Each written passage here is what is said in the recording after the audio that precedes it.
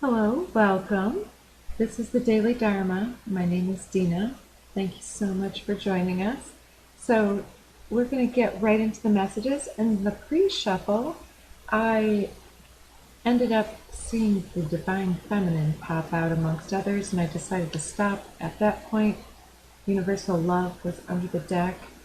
So we'll just continue the shuffle from there.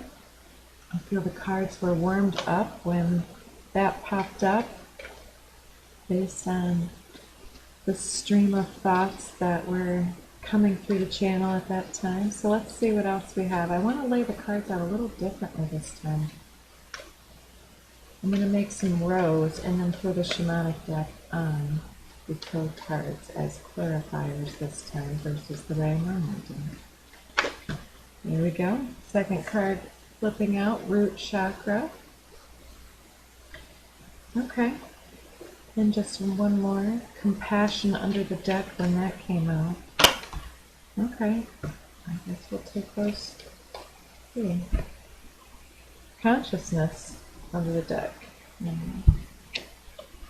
And cosmic flower flipping face up, 18, 32 Merkaba, face down.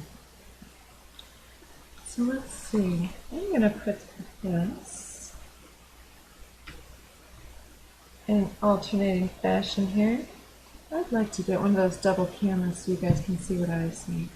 And the shamanic mixed decks, the card that flipped out when I decided to stop was yesterday's ongoing message continuation with the hollow bone, teachability. Under the deck with this one is the seer. So the witness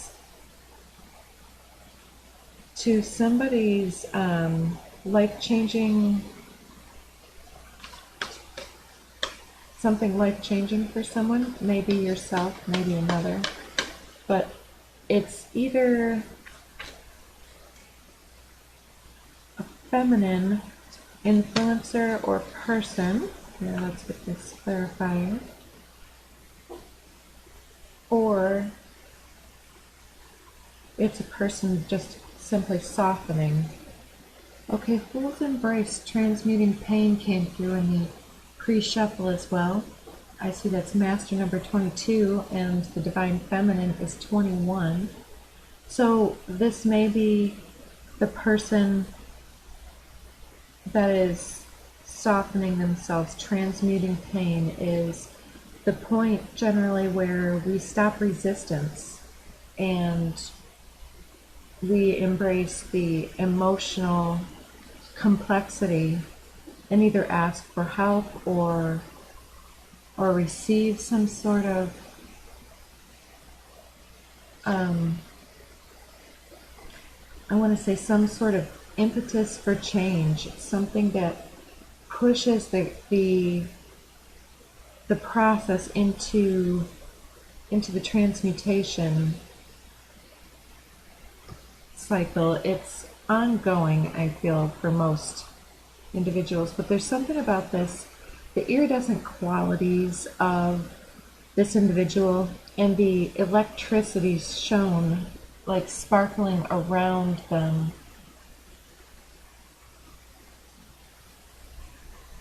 To me, this is part of I want to say a chakra activation that happens when there's a certain type of expansion where then the different chakra centers begin intermingling with each other more so than has happened before, and then there's this understanding. We had that coherence card yesterday. This looks like some of those colors reaching into that softening. It's something about mutual understanding, feeling supported in some way, and there's some type of a 21 to 22, a progression and a complementary energy, moving into, yes, I mean, transmuting is obviously different from just letting go or turning your back on. This is actually moving through it in such a way that you shift the energy and you shift the inner energetic signature, I guess is what I want to say about that. An enormous moon in the background for that. It reminds me of the asteroid Chiron too, and that's in mid-Aries right now at the time of this broadcast, but Mars has just surpassed it and is now on the 22nd degree of Aries, so still close enough to count, because there's also Jupiter is in the sign of Aries too at about 7 degrees. So even though these are a specific time frame, just take this as part of the message or the basis of the situation. It's like this expansive awareness of how we act upon our pain and from our pain body rather than from the expansive rainbow body. And there are times when we can go up and down that spectrum of responsiveness. But I'm seeing you, this appears like no matter what outside support, it's the inner process that is embracing the shift. Because no matter what healer comes around, what advocate or what guru perhaps comes around, it's the self that is the only key for the lock of self-liberation. That's how that's coming through. Under the deck here, Fortune's Wheel, number 23. Interesting, 21, 22, 23. I'll put that out there. Fortune's Wheel, luck and right timing. So were you led to do something recently that unlocked the key change or challenge point between self and self or self and other? It looks like a depiction of the sun, and it was just solstice here, summer solstice. It to me looks almost, I'm seeing the cycle of the year, the wheel of the year, Fortune's wheel. And so the right timing was possibly the solstice. And and the dates too, right now, during the filming, the 21st was when the sun moved into Cancer, the solstice. And then we have the 22nd and the 23rd. So something right now, is it the 23rd now? I don't even know what date it is. It is absolutely the 23rd. Under the deck is 31 in the hand. The universe is your partner. And you're getting confirmation upon confirmation. So something incredible is happening because of this softening. There's a bonding, a community sense. Somebody's having a teachable moment, and this is creating the shift of the pain.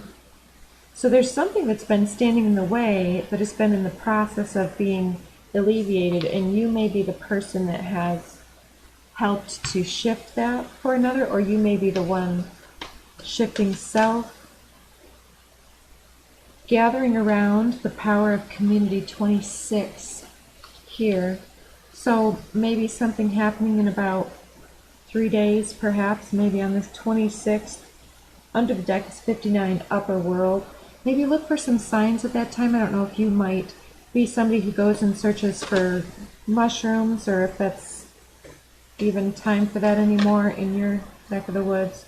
But it's showing just the little energies and points of interest and the time and space that you enter when you go into that environment, that the magic and the transformation might be the right timing, like making a decision on the 23rd to go somewhere on the 26th or something. And then we have number 2, beloved, radical acceptance. Oh, and the hollow bone teachability is the 28 card. So there's something also coming up. I was just watching the New Paradigm Astrology Pele report by Kaipacha. So good. If you enjoy his energy and like astrology, I highly suggest checking him out. He is just a delight to watch. I always learn something. And there's something here about the progression of dates, and one of the things that he pointed out was that Neptune is about to station. I'm just looking at my astrological map here that I've just drawn out, and right now it's sitting at the 26th degree-ish. I mean, I'm rounding up here. And the Power of Community card, Gathering Around, is the 26th card. So something critical may come to fruition at this time. You may meet somebody or may come to some type of epiphany. And it may have to do with some type of a partnership with that number 2 card, and something that you sense coming, because the 2 is also the Priestess card. So maybe there's something that you've been struggling to accept, maybe even about yourself and either your journey or even your ability to be vulnerable with another individual, or to nurture a situation, or to self-nurture and self-heal. Like the plumber with the broken pipes. I do a lot of energy work, but it's rare to see me healing myself, because as a Reiki practitioner, the way that I practice sometimes deviates from repairing the self first. I ask for it to be implicit in my daily motions and movements through self-care and all these other things, but I often don't sit down because I don't have pain often. And today that just brings my mind full circle back around to something that I wasn't going to mention, that I stepped on this part of a ladder today, and I honestly, I don't typically hurt myself. Even if I do something or stand on something, it might just bruise for a second, but I typically get really lucky, and I stepped on this in just a way that tore part of, it tore through the skin, I want to say, and it was like, brought me right back to the present tense, and this, it kind of feels like this fool's embrace, that transmuting pain is symbolically being shown through this, like, in that moment of when your mind is full and your plate is full, you have a lot to do, a lot of intentions, and then in the moment you're moving so fast that all of a sudden, bam, you don't even see it coming, and you get the 1-2 punch from the universe that is like, hey, you have this physical body, and here is pain or suffering even, or an unexpected breakdown of your body. You could get sick or something like that because of inattention to the physicality. That's, I feel, the part of the continuation of yesterday, because with this root chakra here, it's about getting back into the grounded nature so that we're ready for the next phase of the journey, grounding our energies down so that we've transmuted the right lessons from past and present, future experience, expectations, things of that nature, and have gotten into a place of radical acceptance and appreciation, I feel, for the now. And you're able to move forward into something that perhaps you've already gotten an invitation to, and grounding yourself now, taking good care for a few days, in particular care of yourself, and being present in the moment seems to be prominent. Look at that at the bottom of the deck. Cosmic womb, the divine feminine, and in this case it's the number 6. So the divine feminine ending the divine feminine row. And it looks to me like this is a bit of a dragon energy to me. You can see there's like almost the suggestion of wings and scales and a gem in the center, but it's so etheric and so misty, cloudy, and it's prismatic. Like there's this spectrum color.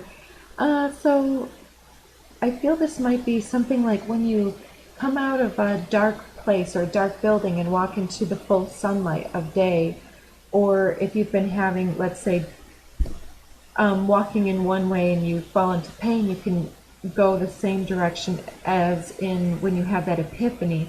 I'm seeing that too with this fortune's wheel. It's like here we're transmuting, and then that moon energy here is coming in and creating this epiphany moment, which spins the wheel. We get over some type of a mountain or a summit point in our journey and gather with other individuals, and there's this community support and assistance in moving forward and transmuting something that was almost feeling immovable. So it may be with yourself or with the others. I feel like root chakra and divine feminine are one message here. I'm going to go ahead and move ahead to the Merkaba and cosmic flow as a group as well. First, the Merkaba. So traversing other layers of consciousness, other realities, dimensions, times and space realities. And oh, there was something about that flow state that was coming through in during my gardening today. The flow state.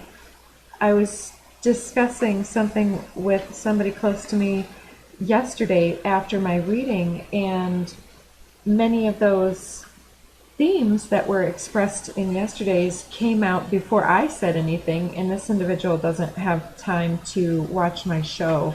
So I just mentioned a few things, and most of the messages I just was like, those were for you guys. I'll just have that as context when I go into this moment. It's not that I have to go and feel like I have to teach this individual everything that, like, give him an hour presentation, right? There's this, we can be present in multiple dimensions and understandings at one time while somebody else is there, while still holding space for that individual.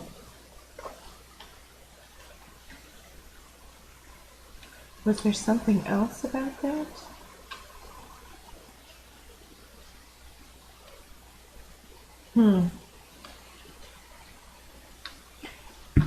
It just kind of stopped there in the middle. Will-o'-the-wisp, number 62, treasures hidden in the shadows. So we already saw that gem hidden within the dragon in the cosmic wound card. So something has been, I feel that's telling me again, it's like this oyster creating the pearl image here with this transmuting pain. Have you ever seen a black pearl or something like that, or like sometimes hematite or some other gemstones, silicon carbide, is that the name of that one? I know it's not per se natural, it's an engineered stone, I think you call it. But I find it beautiful, and I find it, sometimes I use those in my beginner gemstone kits. I have a lot of really tiny stones that somebody could just put in a little satchel and carry with them. And with the chakra kit that I created, the basic chakra, I included silicon carbide as an activation, an activator, like the electric bolt that goes through it. So when I pair gems, I'll use something for every chakra, I'll use an activation, and I'll use a transmuter stone, which is generally something that might be black, but I also, along with the concept of transmutation, I also like to use a stone in there that will cleanse and clear and assist the other stones at releasing, because much like our chakra centers, they all have their pluses and minuses. And gemstones, if you're using gemstones in your practice, it's sometimes a lot of people, well, many people will advise you to cleanse your stone, but sometimes people will say things like citrine or kyanite are often good cleansers. So somebody must be using gemstones there. So this treasure's hidden in the shadows. It's kind of like that. Maybe you're able to put things together in a new way for yourself, and you have some resources at your disposal, perhaps. And there's this message too here. A face stepping forward.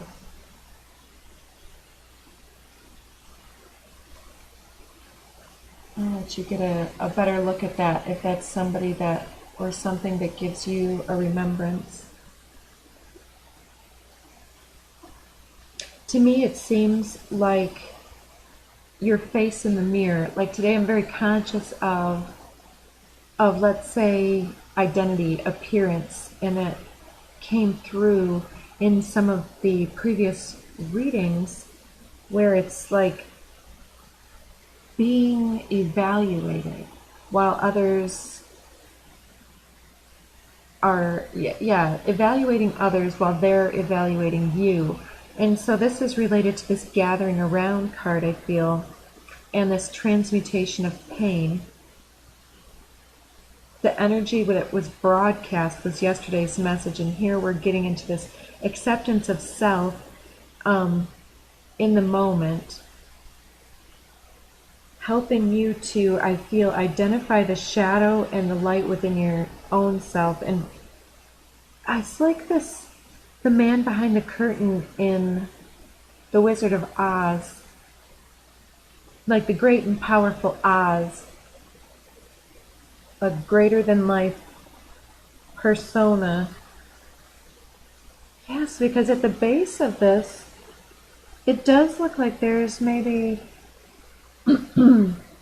like an apprentice at the wheel. Did you ever see on Fantasia the clip where Mickey is the sorcerer's apprentice? And he's getting his hands into the magic and creating something, but it gets out of control.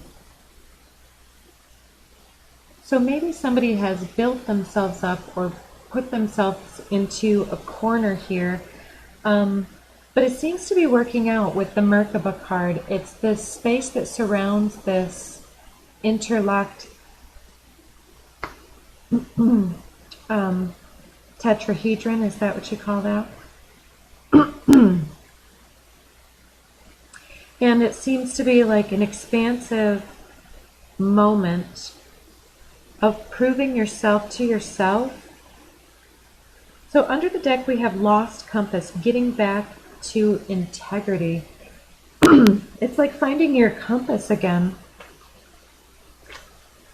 What else about Merkaba here? Lost compass came out, so it wants to be talked about.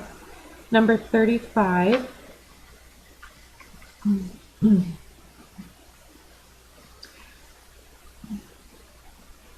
There's a lot of Roman numerals around the outside, more than would happen on a clock. But at first glance, I'm not going to take all these, but I'm seeing eagle and the farther gate, which I have not actually received yet, but I know I've seen it on somebody else's channel. Bold step forward. Maybe I will take these two. So under the deck here, I do see Dream Thief, buried, unmarked trail, many paths, deep quiet stillness and meditation, and moon maiden, new beginnings. All of those poking out. So I mentioned that Pele report, and in the background he had a backdrop with the 36 deacons of the astrological wheel. I wonder how many points there are on this compass. But then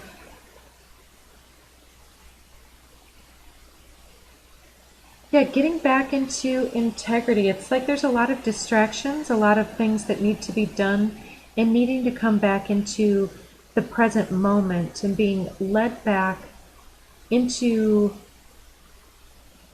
a bit, it must be a bit of a bit of self-reliance, I want to say, with the will-o'-the-wisp, treasures hidden in the shadows. So maybe others are perceiving of you something larger than life. Maybe you're setting a powerful example for others. The identity of perhaps like the mother and father influencing us, and us feeling like we're not surpassing them when we are, type of a thing.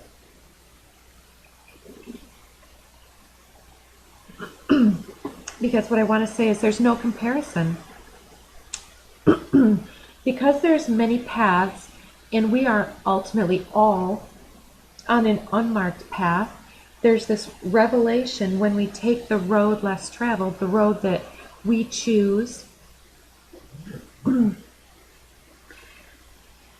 sharing that with others releases us of our burden of walking it alone. This element of attachment is coming through, and the wounded nature.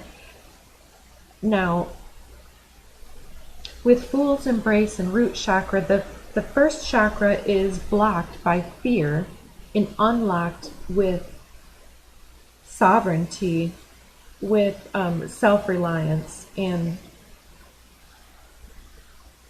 something else too. I'm thinking of Maslow's hierarchy of human needs as well.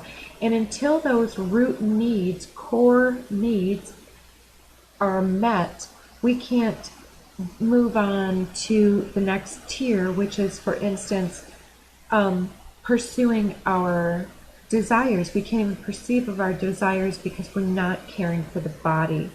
And so the root chakra, and really honoring the way that we're plugged into our humanity and our earthly nature, helps us to unlock this here. But there's more to that story. So let's just keep moving, because I can get tied up in all of these sidebars. So with the farther gate, we get the upper world again, 59. Magic, and the farther gate, a bold step forward. Let's just keep getting a couple more out, because, okay, with the eagle, I'll show you the eagle first. Under the deck we have overflow, overwhelm, and plenty. Flow state. That reminds me, I didn't quite complete that thought. So flow state is anything such as gardening, or for my friend, running, where you, or in the Disney movie Soul, that one is when people are doing music or doing anything else, they're in the zone, they call it, and they go to this place where they're somewhat transported, transcending their own experience, and actually, let's say, like out in the ethers somewhere, into this larger than life space. And perhaps when you do whatever you do, you become this larger than life essence of divine inspiration embodied, and it's expanding your field here. And I'm seeing that if you can blend the softening with the practical expression of that softening through your craft, I want to say, through your craft or whatever it is, because this apprentice is sensing that they're unequal to the task, but when they're actually in the zone, they're this larger than life essence. It's like we're bigger than our bodies, but when we're deeply into our bodies, in that moment of utilizing our body in that flow state, but something about the movement of the body with the with the aura expansion, that there's then, it's like the, almost like the fisherman's net or the cosmic net around us that expands and opens up, like the pores of your skin opening up and allowing spirit's messages and the cosmic flow around us to kind of seep through our experience and our awareness. And in these moments we get divine symbols, we get divine inspiration, visions, dream states, flow states that overflow, overwhelm in plenty, that create this epiphany breakthrough moment of realization of what has value, where we want to go next, how we're going to shape this reality, what is going to come and go. And then the last three, beautiful, beauty way, comes under the bold step forward, passing through the farther gate. And we get the namesake of the one of the decks, the mystical shaman here. And see, the shadow too is a smaller representation of the headdress that this guy has on here. Or is it, sometimes I see this as him having the vision of the hawk or the falcon, or whatever your energy might be. Maybe somewhere sitting somehow in nature or on a hillside or in your meditative sacred space here and envisioning someone, because there's also this figure in the clouds ahead of the third eye here, as if it's kind of coming off of his face, as if astral projection or some other shamanic practice. And then the eagle landing in the nest here. So beauty way, it's an opening, I feel here, an invitation, an opening in your own energy field that creates that sense of purpose and presence at the same time. Like being in this gathering here, being able to become hopefully lost in the moment with another individual, or with even a pet at this gathering or something like that. But it seems like coming in, so sometimes I'm reluctant to give specific messages just because I want these to be more vague, but sometimes I would like to speak completely, and so there's always this reluctance sometimes when I hear something and to repeat, and then I see in the last few I've been doing this again in these videos, and so there's this censorship coming through these cards that is part of this blocking of the flow and the trust that's necessary to take this bold step forward, because trust, unlocking that root chakra and transmuting pain, trusting that you know the right way to go in the moment, that the signs are giving you the green light with upper world here, that you're protected. And there's this blue color palette which talks to me about personal self-expression, destiny, purpose, mission. And with magic, it's like you've come here to embody the upper world, because just as we're talking about the embodiment in those other cases, and then we have this mystical shaman with this embodiment sending forward, and then somehow finding home here. That came through someone else's as well. But it's the nest. It's like landing in the home. And it's like that same imagery is coming through with the upper world and the wings on the head of this individual. And what I was seeing with the will-o'-the-wisp here is the same type of a wings on the head. And I'm feeling that this is it's like, have you ever looked either at your own face in the mirror and, okay, several things at once. Could be something like self-affirmations or something, or in a moment of, there's this just trying to surpass the ego just by eye gazing. And how often do you or do you not eye gaze? And I was, several times during this broadcast, I was noticing how often my eyes are down versus engaged here, because I'm taking in the messages and I'm listening, I'm feeling, and here I'm either looking at myself or I'm looking at the camera. And so there's this aspect of, when you look into the mirror, are you looking at the blemishes? Are you looking at the external product, or are you looking at the center? Like, are you looking at the surface, or are you looking at the core?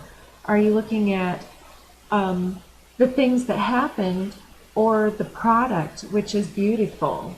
You know, this beautiful dark pearl.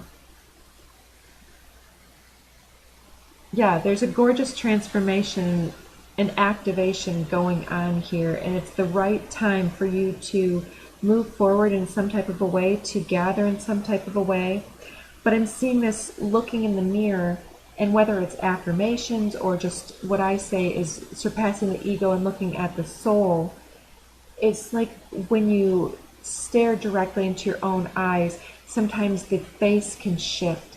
And sometimes I also experience this with other individuals when we're having long-term, deep conversations that last several hours, sometimes even with a group. And then while you're speaking to somebody, you start to see their face literally shifting in your experience, in the conscious present tense moment. Maybe not everybody has experienced this, but to me it's part of this consciousness experience with another individual when we take them again and again and again at surface value, or at the things that they've said, or the accumulated ideas of what they could have, would have, or should have done. We see them physically as this static expression, and then in the moment when we have that depth of bonding or understanding, or something, one of those great words like mercy or forgiveness comes through in the moment, and just that mutual heart coherence creates a difference where we're engaging with maybe different aspects of their energy, which is, it's like that holographic image. Like, if you look at this card, she can look like several different people. She has curly hair, she has brown hair, she has light hair, she has straight hair. Is she a she or a he? And then is it a young child, or can you see also the age behind the eyes? It seems to be an old soul. And the deeper that you look into this individual, perhaps the more that you're witnessing someone that you've maybe had a life tie with, this soulmate, or other lifetimes together in the past. Or maybe you just feel that there's some type of a heart resonance here with that headdress. It's kind of like, I'm kind of seeing those Amazon warriors from the Wonder Woman movies. But it's interesting how I'm seeing this shape-shifting face. And I was just thinking of the ace when I said face. And aces also can be the number 1 or the number 11 in cards. And so there's something about possibly aces here. Yeah, there's so much going on in this. It's kind of, I feel like I'm kind of stumbling a bit across things here. So, I don't know. Part of me is feeling that that self-editing again. But the overwhelm here seems to be part of the message, like being able to flow with that and make something into your own here, working with and not against others for the common core. And even if there is some type of a harmonic resonance between individuals, recognizing the subjective journey as well. There's this aspect of self and parentage and self and children and self and partner, self and other, and this embracing and embodying them, witnessing from their eyes, which brings this deepening empathy and compassion through the conscious awareness. And there's this shape-shifting of self in the mirror, or shape-shifting of another. But yeah, and then I was saying too that this individual is formulating and using and shaping their experience through that overwhelming experience, and being able then to take the water coming down from this overwhelm and to put it into some type of a coherent tool for others and self. And I'm seeing also the correlation here between this Fool's Embrace with this spiky crown that I kept seeing, and then this card here. So we've got two individuals showing this crown type energy, going from the transmutation of the prickly cactus type energy, like the shards of the carbide, and then this softening aspect of right timing and understanding, connectivity with others, getting back into the flow. Because maybe you've been hiding for some reason and you didn't recognize how much it was time for you to move past this step into the next leg of your journey here. So this farther gate is an incredible step for many of you. It's like this point of discovery here, and the eagle flies above the storms. And under the deck, I noticed that we have the Magician's Sword here, confidence in your magic. Let's just get a couple for Cosmic Flower. Appreciate you guys rolling with my messages. I might do a second one today and go back to a few less cards. I've been missing my tarot cards. Did a reading for somebody last night and I'd like to get those out, so maybe I'll do an extended and publicize that, and as there are more viewers on these readings, maybe we will see those eventually go to some other monetized platform where you could purchase into the extended, either one at a time or through a membership or something like that. But all of that sometime in the future. For right now, we're just going to go ahead and keep doing it for free, bring as many people in as we can into the vibe.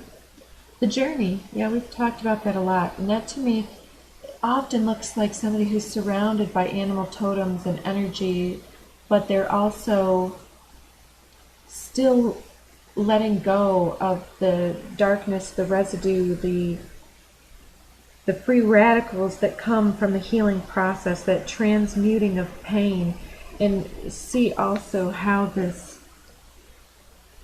correlation is happening again, that embrace.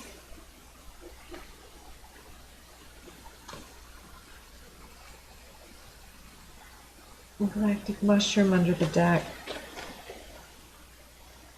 Yeah, so we've got this owl and the eagle as well. I do feel like we have mirroring imagery in so many cards here, that, and we have the 2 card, and we have the 22 card, and we have the Divine Feminine. So I feel as though, and there's the moon card popping out there. So here's where we go. And the cosmic flower that we're clarifying is also the 18, which is the number of the moon card in the major arcana. So I feel like this may be for many individuals some type of journey, like a twin flame journey, or like the whatever type of, there's so many new age and otherwise journeys that they have called one thing or another, but whatever purpose that you are finding yourself resonating with, there's a deeper collective energy where all of the various segments of the collective are gathering within themselves. There's some type of a turning point that's happening here too. Whale song resonating. So maybe there's a deep alignment with multiple energies right now. And I was thinking like some kind of like a red flag event, or somebody who really needs something in the moment. Interesting. We have this 37 and 38 as well. So then we get 21, which is again the number of the Divine Feminine, and the first card out. First breath, beginner's mind. So something about the mother and child, the journey, whatever pathway you've been on, there have been those that have identified with that journey and been on their own similar pathway.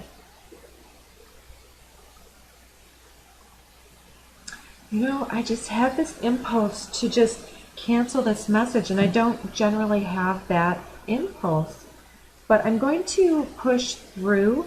There's something about not giving up, not discounting the things that come through, however simple they may appear to you, however much you feel that you're faltering or missing the point. You're onto something, and it happens with the right timing by persistence and letting Spirit finally fully show you something without resistance. And so there's this release of familiarity, because I'm seeing that mother-child as divine legacy, ancestral wisdom, and the way that one moves versus the other. See how one is immersed with just the moon, and the other one is cosmic and has all of the planets in their hands here. It's like the other one, the youth in the situation, has more at their disposal. Like even in myself and my daughter, like my growing up in that generation where we grew up without technology, and all of a sudden there were computers, and all of a sudden there were cell phones, and all of a sudden there were internet dial-up, and then moving into the age of Aquarius. All of these things have been exponential for the children coming in now. And so there's this need to not discount and to allow them to teach us something here, and to release something else. Allowing the parent, the person that's been discounted, taken for granted, or that is just coming in, or maybe somebody who's a partner or something like that. There's this urge to connect to somebody who wouldn't automatically get your attention or give you advice, and having something new introduced that repairs our conscious memory. And I saw the remembrance card in the pre-shuffle too. Repairs the conscious memory. There's a concept of collective unconscious and the collective memory, and rewriting of history that's coming through. And our perception of things that were transparent and superficial versus the accumulated experience of another, and how they shapeshift and their value changes, their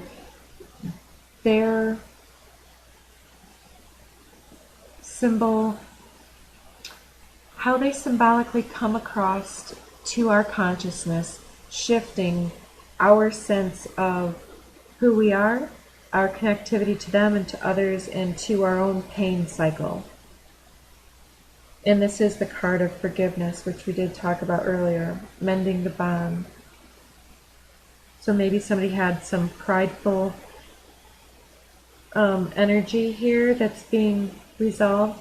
In the last two, we have 46, the serpent, with master number 22, the ghost dance. So something may have happened yesterday. It is the 22nd, and we have Fool's Embrace and Ghost Dance are both the 22s in the opposite shamanic decks. Ghost Dance yesterday was coming through as this lucid dream experience where we're both the body, the witness, and the omnipotent situational narrator view of being able to see the memories as well and the experiences that bear into that. I feel like that's part of the shape shifting and the face shifting that's happening, that as we grow and shift our awareness and perception of these others, our consciousness is flowing through in a different way, and our self, we are shape shifting ourself when we allow another to shift our neural network.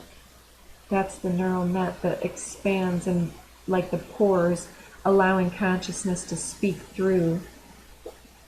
Okay, under consciousness we have magic, and then earth below that. I can't help it, what's below that? Sacral, crown, chakra, conception. And we had cosmic womb already.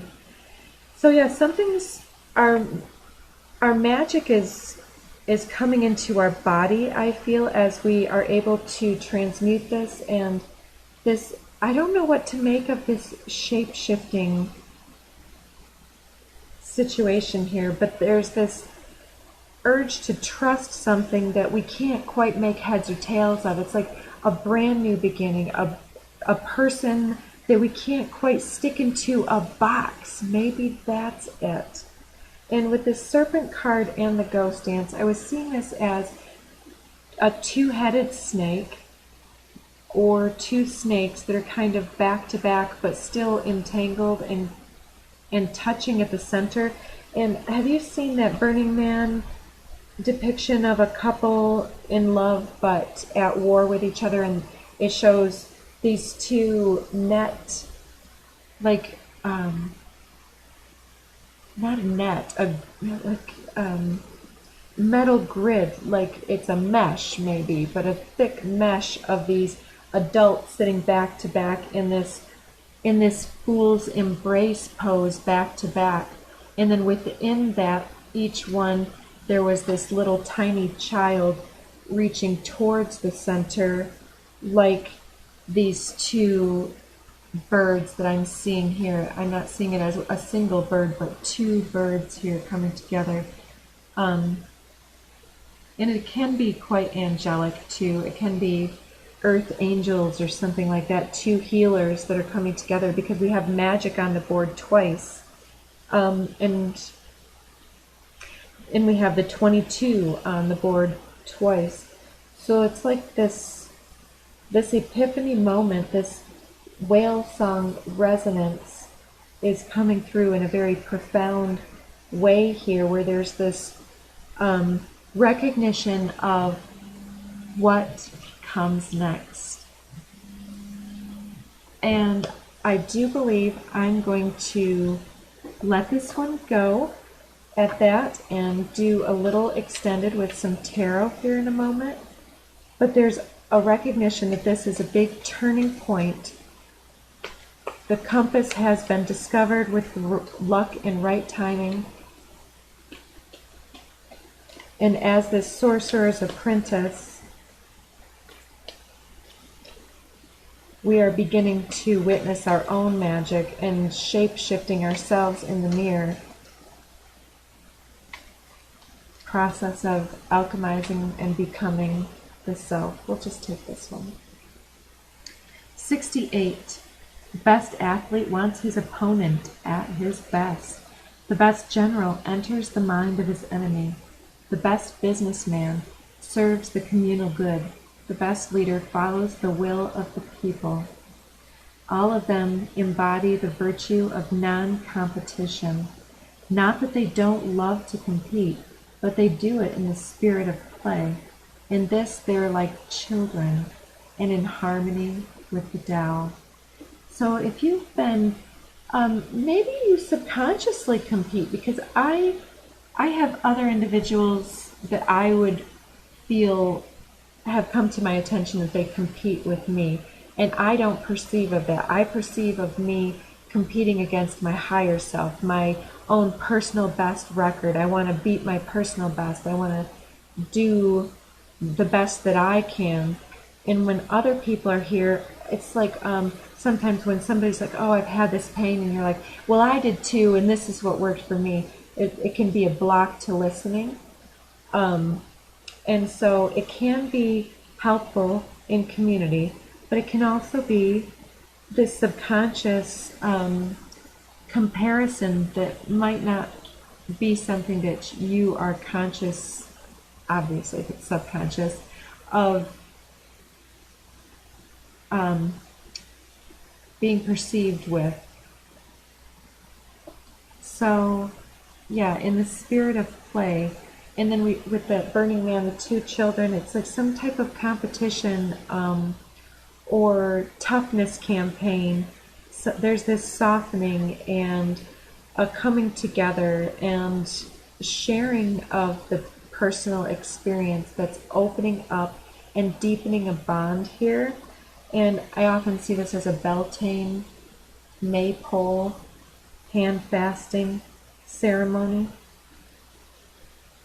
So there's so many aspects and elements of today's reading, but there's definitely been magic afoot for some time, and it looks like there's just something critical coming up in the next few days or 2 weeks after the new moon coming up on the 24th, perhaps.